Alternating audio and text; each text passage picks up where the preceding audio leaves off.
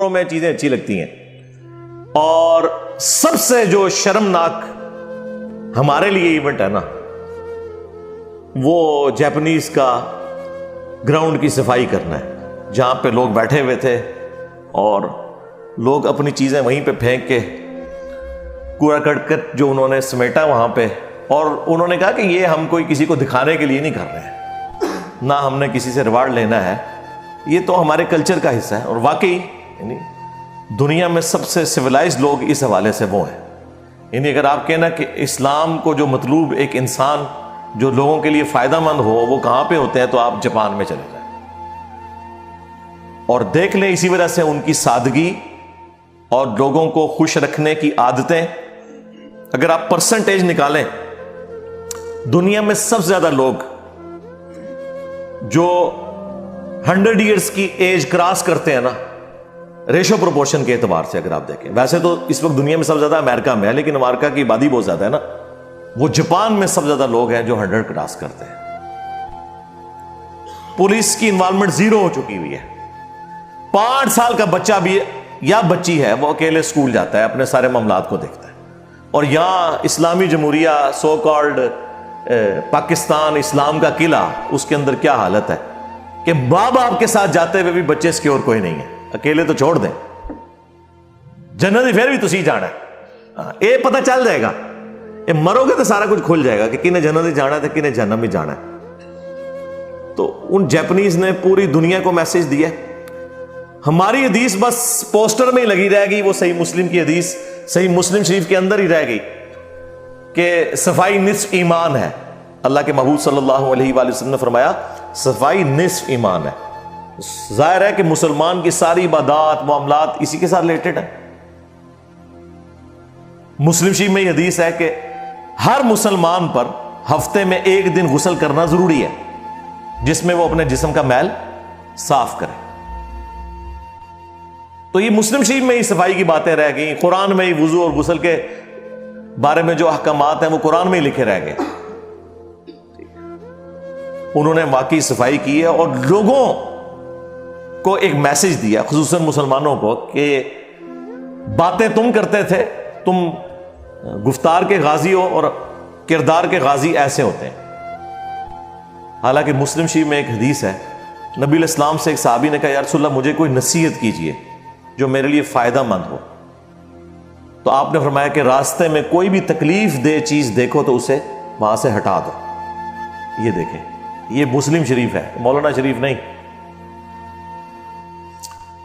بخاری اور مسلم دونوں میں حدیث ہے، اللہ کے محبوب صلی اللہ علیہ وآلہ وسلم فرماتے ہیں کہ راستے سے تکلیف دہ چیز کو دور کرنا بھی اللہ کے حضور صدقہ اور نیکی ہے، اس کا اجر ملے گا۔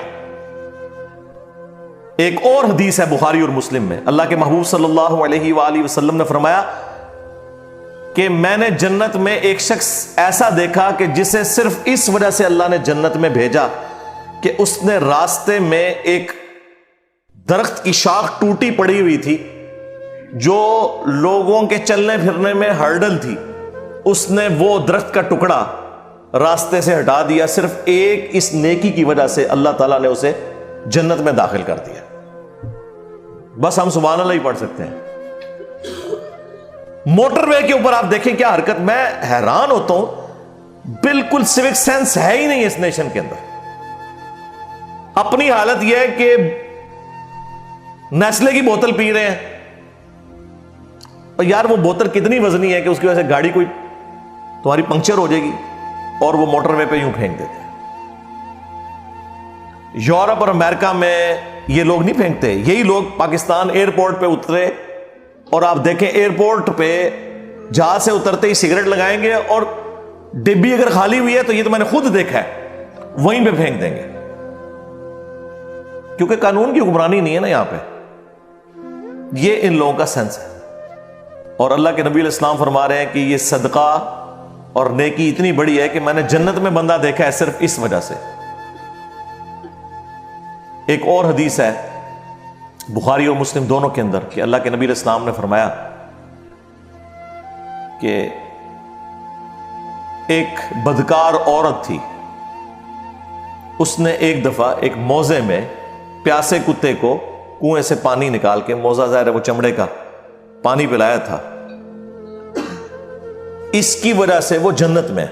تو صحابہ نے کہا یا رسول اللہ کیا جانوروں کے ساتھ اس طرح کا حسن سلوک کرنا یہ بھی نیکی ہے؟ تو آپ نے فرمایا کہ ہر جاندار کے ساتھ، جاندار مسلمان نہیں، ہر ذی روح کے ساتھ، ہر جاندار کے ساتھ، خواہ وہ کوئی انسان ہے جانور ہے، اس کے ساتھ حسن سلوک کرنا اللہ کے حضور اجر کا باعث ہے، اللہ تعالیٰ اس کا بدلہ دے گا. سرکار یہ کتابوں کا خدا ہے، یہ اس خدا کی اور اس کے رسول کی تعلیمات کا تعارف ہے جو کتابوں میں آئی ہیں عز وجل وصلی اللہ علیہ وآلہ وسلم. حتیٰ کہ بخاری مسلم میں ایک اور حدیث ہے، نبی علیہ السلام نے فرمایا کہ جو لوگ بھی کھیتیاں اگاتے ہیں، درخت اگاتے ہیں اور اس سے عام لوگ اور جانور اور پرندے کھاتے ہیں، اللہ کے حضور ان کے لیے بھی یہ صدقہ جاریہ لکھا جاتا ہے. یہ تو ہمارے ریلیجن کے اندر تھی چیزیں جو آج ہمیں اخلاقی قوانین گورا بتا رہا ہوتا ہے کہ جی آپ نے جو ہے وہ درخت لگانے ہیں اور بڑی فائدہ مند چیز ہے. یار ہمارے لیے تو ویسے ہی موٹیویشن ہے کہ ہم نے اللہ سے اجر لینا ہے، دنیا میں نہ بھی ملے. تو مسلمان کے لیے تو یہ چیزیں بالکل واضح ہونی چاہیے. اور اس کا سائملٹینیس کنٹراسٹ بخاری مسلم دونوں میں حدیث ہے کہ ایک عورت تھی نیک، وہ صرف اس وجہ سے جہنم میں چلی گئی کہ اس نے ایک بلی کو قید کر دیا اور وہ بلی بھوکی پیاسی مر گئی. اس کی وجہ سے اللہ تعالیٰ نے اسے جہنم میں پھینک دیا کہ تم نے اس بلی کو آزاد کیوں نہ کیا کہ یہ کھا پی سکتی. ویسے آپ بلیاں پال سکتے ہیں، کوئی مسئلہ نہیں، لیکن ان کی خوراک کا اہتمام کریں. تو اللہ تعالیٰ جانداروں کے معاملے میں اتنا زیادہ سختی فرمانے والا ہے تو انسانیت کی قدر تو پھر آپ سوچ سکتے ہیں. باقی ہم تو اس موقع کو غنیمت جان کے مسلمانوں کو جھنجھوڑنے کی کوشش کرتے ہیں. چلیں یہ فٹ بال کے بہانے سے ہی لوگوں کو اسلام کی ٹرو پکچر تو نظر آئے.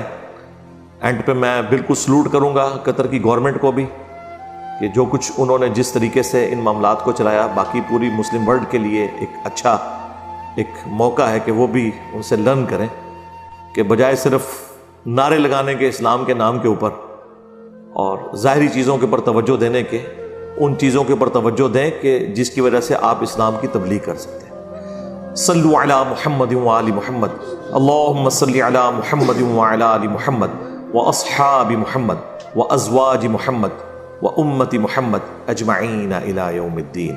آمین.